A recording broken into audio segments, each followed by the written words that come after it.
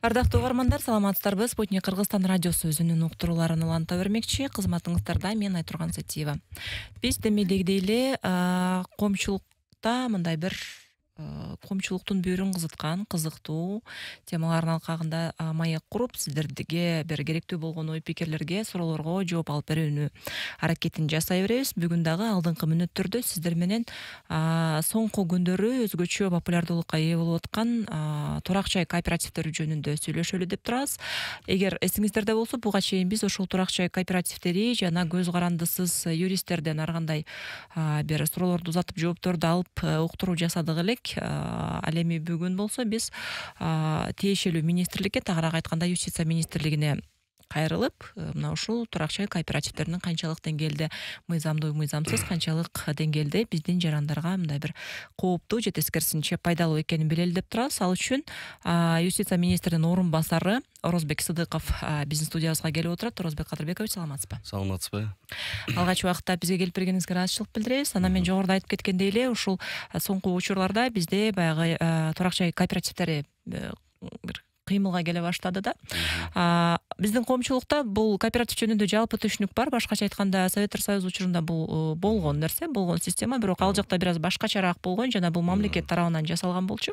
Азыркы учурда эл арасында мындай бир кооптонуулар, бул пирамида бизнеси сыяктуу экен деген бир ойлор, же тескерисинче ошону менен катар эле бул баягы мамлекет түзүп бербеген жакшы бир шарттарды түзүп берип аткан бир система экен, ушул аркылуу үй алсаң болот экен деген ар кандай бир пикирлер айтылып атат.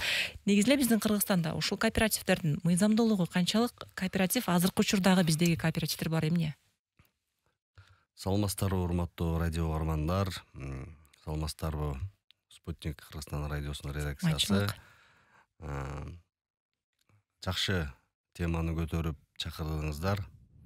Анткени акыркы күндөрү кайсыл соц тармак дейбизби, же жөн эле жарандар менен сүйлөшүүдө дейбизби, кандайдыр бир юридикалык суроолордун дагы бир элдердин, кайрылуулардын бир бөлүгүн ушул турак жай кооперативдерден үй алуу, үй алсам кандай деген бир ушундай бир тенденция коомдо пайда болду. Чындыгында ушундай. Сиздер да теманы өтө актуалдуу жана убагында көтөрүп атасыз. Радио угармандары угатса, убакыт мүмкүнчүлүккө жараша кеңири маалымат берүүгө аракет кылайлы.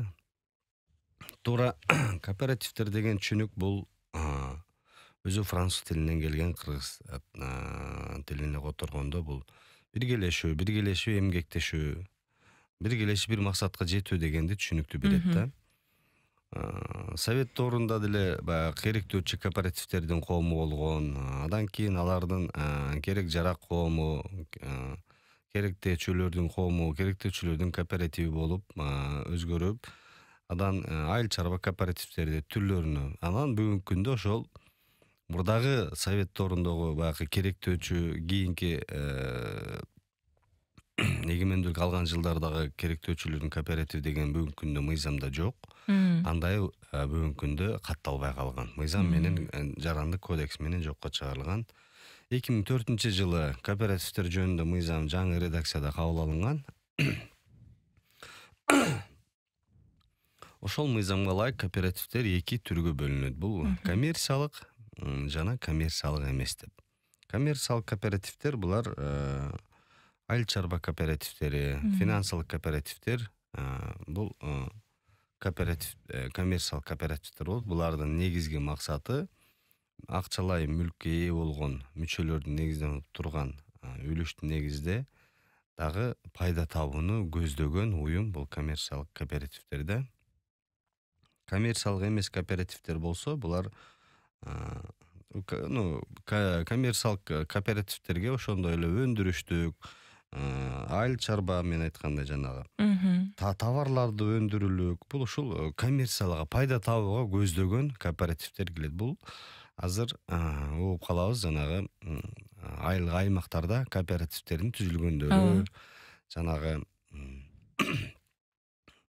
биргелешип үлүш жерлерине кызылчаларды эккендер, биргелешип кой мал уюштуруп, бир фермерлик чарбаларды кошо уюштургандар ушул айылды формаларын сактап бүгүнкү күнгө чейин уланып келатат. Анан сиз белгилеген жанагы турак жай кооперативи деген түшүнүк деле бул ошол акыркы 2-3 жылда чыгып калган түшүнүк эмес. Бул деле ошол мыйзамда бар. Ошол мыйзамдагы коммерциялык эмес кооперативтердин түрүнө кирип келген. Эми коммерциялык эмес кооперативтерге бул турак жай курулуш кооперативи, турак жай кооперативи жана турак жай эксплуатациялык кооперативтери болуп кирет. Турак жай кооперативи бул ушул көп квартираларды, үйлөрдөгү жалпы мүлкүн башкаруу үчүн мүчөлүк негизде акчалай багы ээ болгон, алардын мүлктүк үлүштүк мүчөлөрүнүн акылын бириктирүүгө ыктыярдуу жана ошол мүлктү жалпы башкарууга негизделген жарандардын ыктыярдуу коомдук бирикмеси. Анан турак жай эксплуатациялык, анан гараждык кооперативтер деген дагы бар. Эми алар жанагы өздөрүнүн баягы берилип калган бир унаа токтотуучу жайларын башкаруу ошолор боюнча да түзүлүп, анан алар ошолордун чегинде өздөрүнүн турак жайларынын чегинде ишмердүүлүгүн жүргүзүп келаткандагы турак жай эксплуатациялык кооперативтер бар. Ал эми биз кайта турган турак жай кооперативи бул баягы азыр үй алып берүү, турак жайларды алып берүү. Эми биз ошолго кайтсак, бул кооперативде турак жай кооперативи деп бул коммерциялык эмес кооператив. Бул 7 жактан түзүлөт. Бул же юридикалык жак болуш керек, же физикалык жак. 18 жашка толгон физикалык жактан 7 адамдан уюштурулат, мындайча айтканда, же ошонун ичине юридикалык жактар дагы кирсе болот. Ошол мыйзамдан юстиция министрлигинин катталуудан өтөт. Катталуудан өткөндө уюштуруу документтерин алып келет, чечим чыгарышат. Анан алар жерде башкаруу органдарын аталыштарын, өздөрүнүн уставдык максаттарын уставын кошо бекитүү менен анан 1 пайлык акынын баасын бекитип, анан бизге каттоочу органга юстиция министрлигине тапшырат. Юстиция министрлиги документтерди карап чыгып, анын ошол уставындагы милдеттер, жоопкерчиликтер башкаруу органдарынын, алардын ыйгарым укуктарынын, мүчөлөрдүн укуктарынын ыйгарым, алардын баягы мүчөлүк акылардын жана резервдик кошумча үлүштүк фонддорду түзүүнүн, өзгөчө кырдаалдар үчүн түзүүнүн жана башка кызматкерлерге кандай укук ыйгарым укуктар берилерин ошол аткаруу бийлигиндеги бүт жоболор камтылат дагы, кооперативден чыгуу учурундагы жоболор уставында камтылат дагы. Бизден катталып юридикалык жак катары күбөлүк алат. Демек, катталуу учурунда катталып аткан жарандар мындай аракетке жөндөмдүү, ошол бекитилген уставындагы көрсөткөндөр мыйзамдарга каршы келбейт деген нормалар сакталышынан кийин өтөт. Ошодон кийин алар ишмердүүлүгүн жүргүзүүгө укук алышат. Бүгүнкү күндө мен жалпы статистикалык санын айтсам 158 кооператив бар. Эми алардын ичинен кайсынысы үй менен аракет кылып атат, кайсынысы үй берип атат деп бизде андай маалымат жок. Эми бул жалпы эле айыл чарба багытында фермерлик. Бул ушул коммерциялык эмес, турак жай. Турак жай кооператив. Ал эми баягы коммерциялык тегилер көрсө, бул анан да көп да. Бул ушул жалпы турак жай кооперативтердин саны. Эми булардын ичинен бир 30-у активдүү болуп аткандар Кыргызстан боюнчачы. Анан бул финансы кредиттик уюм эмес, бул банк эмес. Бизден өткөндөн кийин кошумча бир жерден уруксат алуу, дагы бир лицензия алуу деген талап кылынбайт буларда. Бул мүчөлүккө кирүү, бул эркин, ыктыярдуу түрдө жүргүзүлөт. Суроо бересизби же улантып кете берейинби? Суроо берем, албетте, мен сиз аябай угуп атпаймынбы? Бул жерде ушул кооперативтердин баягы элди чочутканы булардын иш алып баруу системасы. Башкача айтканда, же болбосо пирамида, баягы элди чочуткан пирамида бизнесинин эмнеси менен айырмаланат. Булардын иш алып баруусу мына ушуга окшош да. Мисалы 5 кишини кошсо катарына, анан алдыңкы 1 адам үй алат, андан кийин дагы адамдар кошулат, алар акчасын берет. Бул эми алдындагылар үй алып кете берет да. Ушул система элди көп нерсе чочутат. Анан сиздерден каттоодон өтүп атканда бул нерсеге баягы көзөмөл жүргүзүүгө сиздердин канчалык бир тиешеңиздер барбы, же алар өздөрү аныктайбы? Эми кооперативдин уставында кооперативдин аталышы, турган жери, алардын иш максаттары, кооперативдин мүчөлөрүнүн үлүштүк жана кирип мүчөлүк акыларынын өлчөмү, курамы жана төлөөнүн тартиби жөнүндө шарттар милдеттүү түрдө каралат. Эгер кошумча мүлктөрдү, үлүштөрдү төлөсө, алар кандай тартипте кабыл алары анын устав менен аныкталат. Бирок жанагыдай кооператив деген өзү пирамида деген формасында, жана сиз айткандай 5 киши алып келсең, 10 киши алып келсең, анан алдыга жыласың деген мыйзам менен иштебейт андайчы. Андай норма жок ал жерде. Кооператив өзүңдүн салган мүлкүңдүн негизинде, ай сайын төлөнүүчү мүлктүн негизинде, акчалай баалуулукка ээ болгон мүлктүн негизинде ыктыярдуу. И ошого жараша өзүңө бир акчалай мүлккө ээ болууга каршы ошонун жанагы өзүнүн бир баалык өздүк баасыначы ошого ээ болуп. Бирок бул адамдын мүчөлөрдүн өзүнөн. Эми жанагындай пирамида оюндарында болсо, ал адам киргизүү артынан Жок, бул жерде адам киргизишпейт. Болгону мисалы адам өзү эле барып мүчө болот кооперативге. Анан бирок ал белгилүү бир башындагы төлөмдү төлөгөндөн кийин убакыт берилет да. Мисалы 30% төлөсөң азыраак убакыт, 20% төлөсөң андан узагыраак убакыт. Муну менен ошол кооператив бирок жашырбайт. Сенден алган акча менен дагы бир 4-5 кишиден акчаны алып туруп, анан мурда сенден бир 2-3 ай мурда келип кооперативге мүчө болгон адамды турак жайлуу кылышат. Анан дагы бирөөлөр келип акча чогултат, анын акчасы менен экинчи адамды турак жайлуу кылышат. Ушунусу менен элди баягы пирамидага окшошуп чачытып атканы ушул жери да. Эми ал жерде туура айтасыз, кайсыл көп кооперативдер ошондой эрежелерди коюп атышат. Эми 25%, 30%, 40% дагы бир башкача эрежелерди. Эми ал мыйзам менен дагы же иш органдары тарабынан дагы жөнгө салынбайт. Алар өздүк эки тараптуу келишимдин негизинде ошол мүчөлүккө кирип аткан жаран ошолго макулдугун берсе, ошонун суммалары менен, ошол алып аткан мүлкүнүн баасы менен, анан ошонун мезгилдүүлүгү менен макул болсо, анан келишимде түзүлүш керек болуп атат. Анан албетте эң негизги маселенин баары эмнеде болуп атат? Бул акчаны төлөп коюп, убагында ала албай калган болуп атат. Туурабы? Эң көйгөйлүү маселе ушул жерде болуп атат. Анан күмөн санап жабылып калышат бир учурда кооперативдер.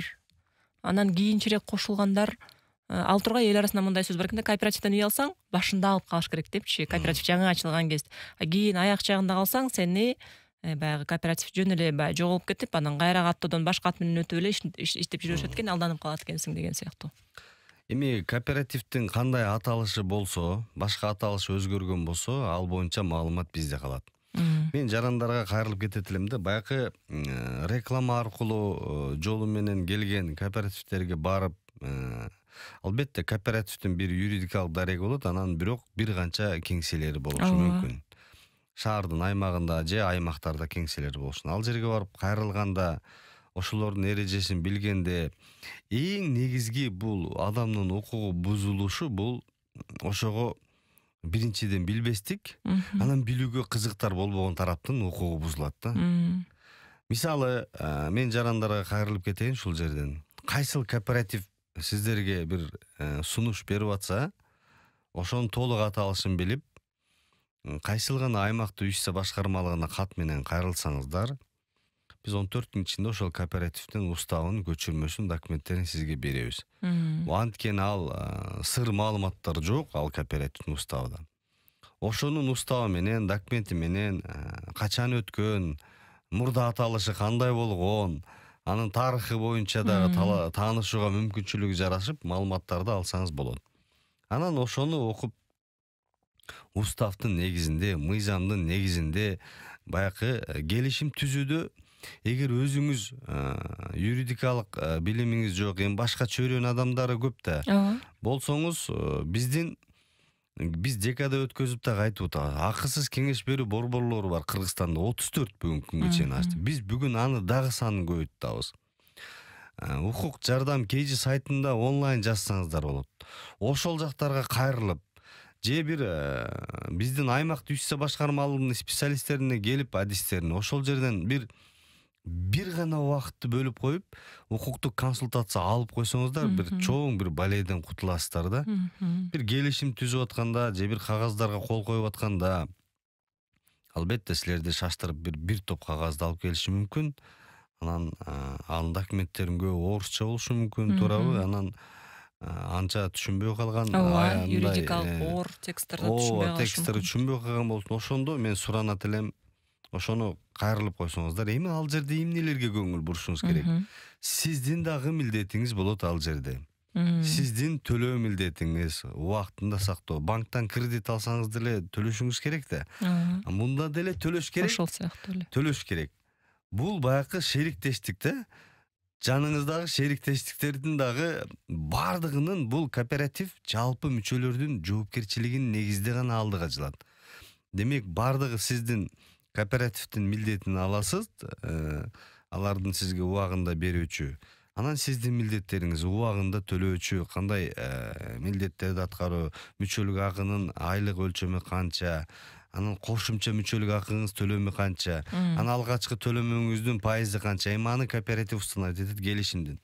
Анан келишимди түзүп атканыңызда сөзсүз түрдө нотариалдык күбөлөндүрүүдөн өткөздүрүп койгула. Келишимди Түзүп аткан. Анан кээ бир кооперативдер айтат, мына бизде печат бар. Печат бул юридикалык күчкө ээ, бул как нотариустай болот деген сөздөрдү угабыз. Туура, печат ошол юридикалык жактын ана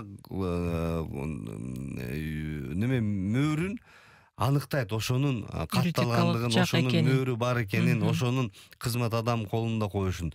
Бирок ошол эле кооперативдин кызмат адамынын ыйгар мукту кол коюучу жетекчисинин жана сиз кол коюп аткан келишимди экөөңүздө нотариуска апарып күбөлөндүрүү бул эч кандай мыйзамга каршы келбейт. Кайра мындай айтканда баягы приветствуется да. Мындай жакшы багытка кабылданат.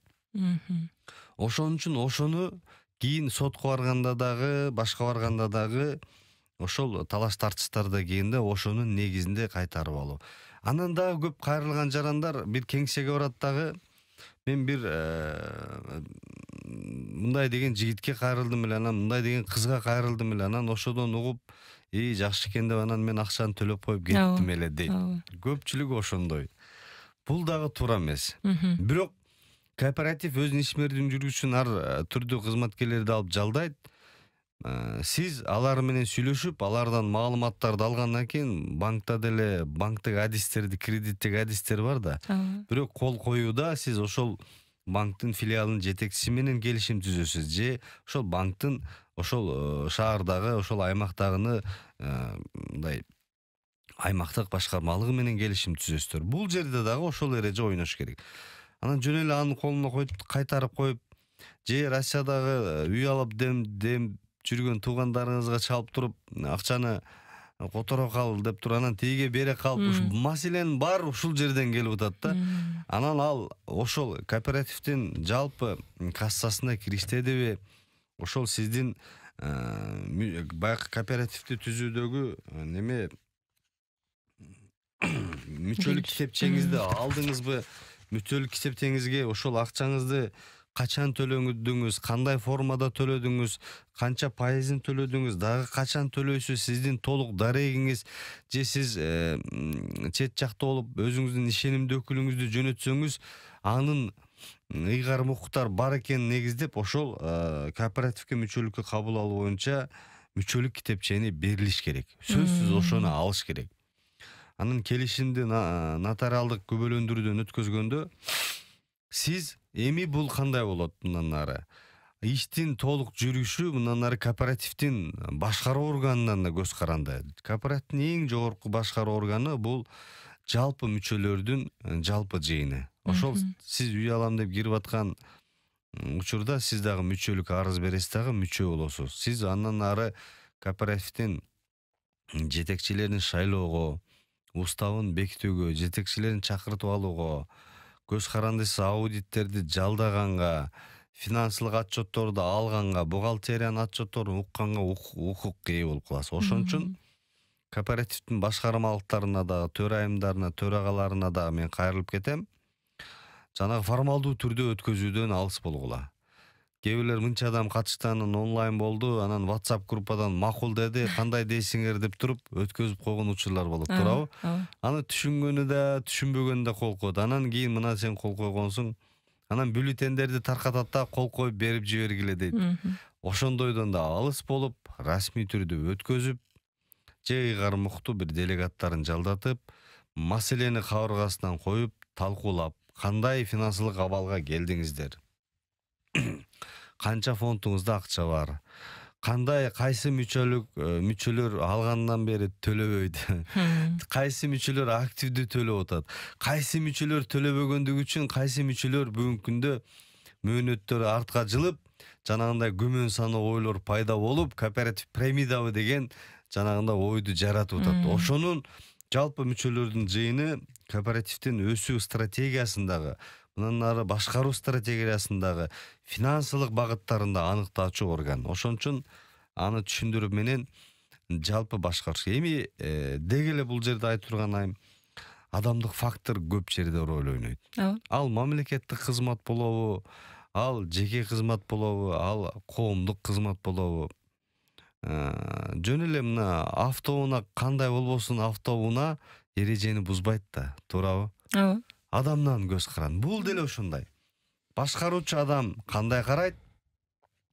Буну жалпы элдерден түшкөн мүлк, эми албетте пайыздары пайызсыз дейт, бирок баягы атайын ошо кооперативдин кызматкерлерин кармап турууга, жанагылардын айлыктарына, баягы административдик расходторго, офистерди, кеңселерди арендага атайын ошол айлык ай сайын төлөнүүчү мүчөлүк акыдан белгилүү сумманы караш керек. Бул дагы жалпы сабырдан. Эми финансылык чектен чыкпай, жана аша чаппай, ошону толук колдонуу менен, адистер менен баягы мындайча айтканда прозрачностька жетүүгө болот да кооперативдер. Кооперативдердин отчеттуулугу эми өздөрү мүчөлөрүнө албетте бирөөлөр кайрылып калышы мүмкүн. Эми алардын бүгүнкү күндө социалдык тармактардын группасы бардыр, WhatsApp'тарда кайрылганда ошолорго толук ишенимдүү маалыматты бериш керек. Анын төлөнгөн акчасы каякта турат, ал кайтар учурда, кайсыл учурларда келишим негизде кайтарып берет, кандай эрежелердин негизиндечи. Бул кайтарып берүүдө каралган. Эми негизгиси дагы жарандарга жаңылбас үчүн бирөөдөн Россияда турасызбы же башка чет өлкөдөн салдырып атканда сөзсүз финансы кредиттик мекемелерде, бул банктарда юстиция органдарынан өткөндөн кийин алардын албетте түрдө эсептик шоттор болот. Ошол эсептик шотторго акчаларды которгула.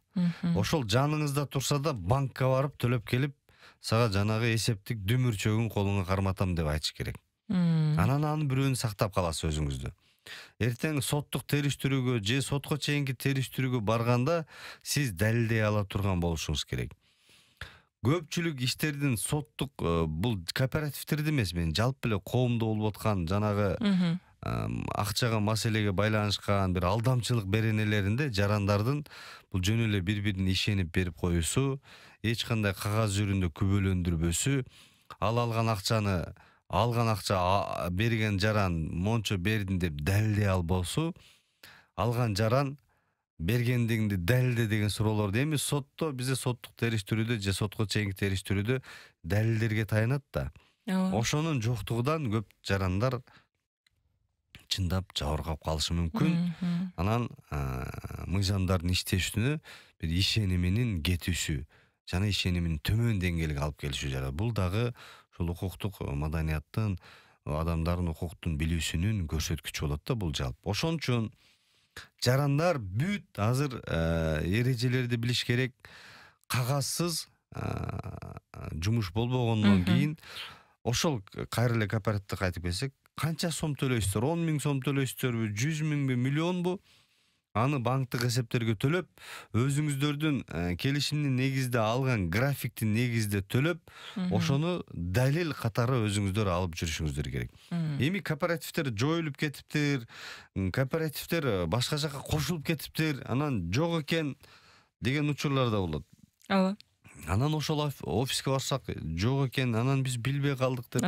Эми көрдүңүзбү, юстиция органдары эми укуктук агартуу менен аракет иштеп келгенибизден кийин коомдо кайсыл маселе укуктук чыңалып жеткилип маселе болуп атканы жарандардын кайрылуусунан эле мындай кабар бере баштайт да, ушундай бир тенденция пайда болгон. Албетте жанагы жер алуу, жер маселеси боюнча маселе дагы деле актуалдуу, туурабы? Жарандардын кайрылысы. Жөлөк пулдарды алуу боюнча дагы деле актуалдуу, бирок ошон менен учурда кооператив деген маселе ошол деңгээлге өтө тездик менен чыгып келди да, алгачкы маселелер кайрылуулардын көрсөткүчүнө. Демек, албетте кооперативтердин жакшы мындайча айтканда шарттары да бар. Оңой үй алуу, жанагы күрөөсүз үйлөрдү алуу, пайызсыз үйлөрдү алуу, анан ай сайын ижара акы төлөгөндү бир топ кошуп койсом ордуна тияка. Албетте, бул мыйзам мамлекеттик органдар кооперативтердин ишине кийлигишине жол бербейт, бирок мыйзамдарда каралбаган учурларда деди. Мыйзам, эгер башкаруу органдары ошол мыйзамдын мамлекет мыйзамдын аткарышына кепилдик берет. Эми кооперативдин максаты өзү жакшы. Бул Германия өлкөлөрүндө аябай мындай өзүнүн жакшы жагын көрсөтүп, турак жай маселелерин бул чечкен. Бул турак жай кооперативтеричи жеткен. Бул эми элдин тактыгында дагы мүчөлөрдүн милдеттерин аткаруусунда да көз каранды да. Ал эми жанагы кооперативтердин коммерциялык эмес уюм, бунун жеке уюм, эч ким аралаша албайт деген дагы бир түшүнүктөр бар. Бул башкаруу органдарынын кээ бирлеринин ойлору болушу. Бирок мен аларга так кес айтам. Жок, андай эмес. Жанагы ишенип берилген мүлктөрдү негизсиз коротуу, же алдамчылык, же финансылык бухгалтердик мыйзамдарды бузуу, бул сиздерге жарандык эле эмес, кылмыш жоопкерчилигине алып келет. Бул кызмат адамдарынын жоопкерчилигине алып келет. Ошол кооперативдеги бүгүн башкармалыктагы же бир жетекчи кызматкерин ээлеп аткан. Ошон үчүн андай ойдон алыс болуш керек. Коммерциялык эмес уюм да мамлекет аралашпайт. Анткени аралашпайт дегени мен жана белгилегендей, мүчөлөр жалпы өздөрү чечет. Кандай тартип менен өсүп өнөбүз, кайсыл багыттарда иштейбиз деп. Эми ушул көрдүңүзбү, кайра эле келип жарандардын төлөмдөрүндө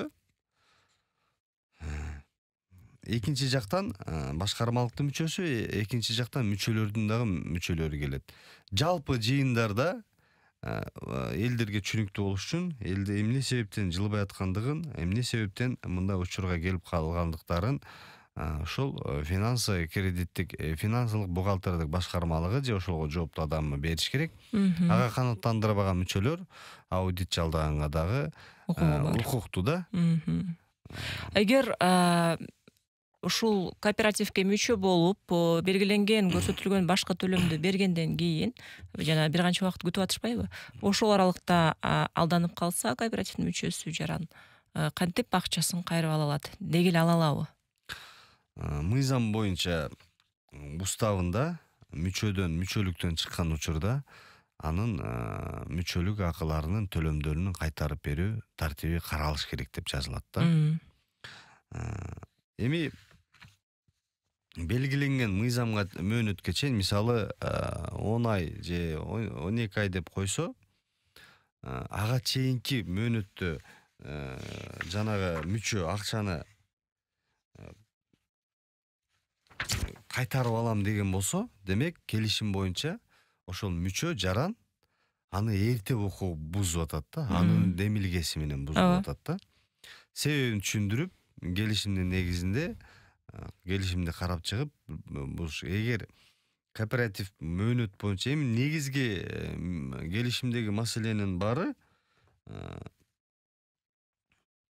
мөөнөт кооператив койгондон өтүп кеткен убактарда нааразычылыктар бар, ошол учурлардан келип чыгып атат да. Ошол алга чейин да эле кооператив мүчөлүктөн чыккандан кийин ал кайсыл учурларда токтотулат? Кооперативден ыктыярдуу чыккан учурда. Кооперативдин мүчөсү каза болгондочу. Кооперативден жанагы уставдын болгондон кийин чыгарылган учурда. кооперативке мүчө болгон юридикалык жак болсо ал жоюлган учурларда да кооперативдин ошол мүчөсү каза болгондо алардын мураскерлерине мурас күбөлүгүнүн негизинде алардын үлүштүк мүчөлүк акчалары төлөнүп берилет дагы алар менен жүргүзүлөт. Анан жөн өз ыктыяры учурунда чыккан учурларда деле кооперативдер жөнүндө мыйзам анын мүчөлүк акыларын, үлүштүк акыларын жана башка кошумча төлөмдөрүн аны кайтарып алганга укуктуу. Бирок дагы жерде ошол жерде канча пайызын кандай шартта кайтарып алат, бул баягы өздөрү түзгөн келишимдин негизинде жүргүзүлөт. Анткени ал киши бир жыл кооперативдин курамында болду дейли, бир жылда төлөнгөн баягы административдик расходторго төлөнгөн акча каражаттары бардыр. Эми алар иштелип кеткен уже ошолорду өздөрү бул ошо келишимде башында карап бекитиш керек. Бирок акчаны кайтарып берүү бул мыйзамда көрсөтүлгөн. Уставында дагы юстиция органдарынан катталып атканда милдеттүү түрдө биз ошол жагына көңүл бурабыз. Анткени эртең мүчөлүктөн чыгып калган учурда анын акчасы кайтарып берүү кепилдиги уставында дагы мыйзамда да болуш керек. Ошон үчүн бул жагынан кабатыр болсоңуздар болот, кайтарып аласыздар. Бирок дагы ушул жерде толук төлөнгөн акчаларыңызды жана мүчөлүк китепчеге жазылган банк аркылуу төлөнгөндүгүн толук далилдөө керек. Жана бирөөнүн колуна бердим эле, анан таштап койдум эле, анан банктан бирөөнүн паспортун жөнөттү эле, анан ошонун атына салып койдум эле деген жана кийин далилденбеген бир жагдайларга алып келип, анан нааразычылыктар менен талаш тартыштардын дагы бир күчөтүүсүнө алып келбеш үчүн дагы эле чакырам. Жарандардын жоопкерчиликтүү болушун. Эми бир кандайдыр юридикалык документке кол коюп атканда, келишимге болуп атканда, бизде шаарларда кооперативдердин негизги башкы офистери шаарларда же областтын шаарларында, ошол жерде адвокаттык кеңселер, жөн эле юридикалык уюмдар бар. Бир 2 саат убакыт кетет. Кайрылып, бир консультация алып койсо, бул чет өлкөлөрдө көрүп атасыздар, кээ бир ар бир адамдын үй бүлөсүндө өзүнүн бир адвокаты. Албетте бизде андай шарт жок кээ бирлеринде. Бирок ошол учурда кайрылып койгонго мүмкүнчүлүк болуш керек. Анткени бир күндү короткон убактыңыз эртең сиздин 1 жыл, 2 жыл бир коротуп, бир башка түйшүк алып келүүчү бир балейден куткарышы мүмкүн да. Ошон үчүн бул жерде дыкаттык керек деп эсептейм. Орозбек Кадырбекович, аябай кенен маалымат бердиңиз. Сизге терең ыраазычылык билдиребиз. Кооперативдер тууралуу мындай бир жакшы түшүнүк алдык окшойт деп ойлойм. Ардактуу угармандар, биз Турак чай кооперативдери тууралуу маалымат алдык. Бул биздин уктуруубузду сиздер Спутник Кыргызстан радиосу YouTube каналыбыздан дагы көрсөңүздөр болот видеосу менен. Ал тургай мен кеңеш катары сунуштайт элем. Өзүңүздөргө бул уктуруунун ссылкасын көчүрүп алыңыздар, эртеби кечпей керек болот. Бизде бүгүн студияда конокто юстиция министринин орун басары Орозбек Сыдыков болду. Биз ушул Турак чай кооперативдери жөнүндө сүйлөштүк. Кайрадан угушканча.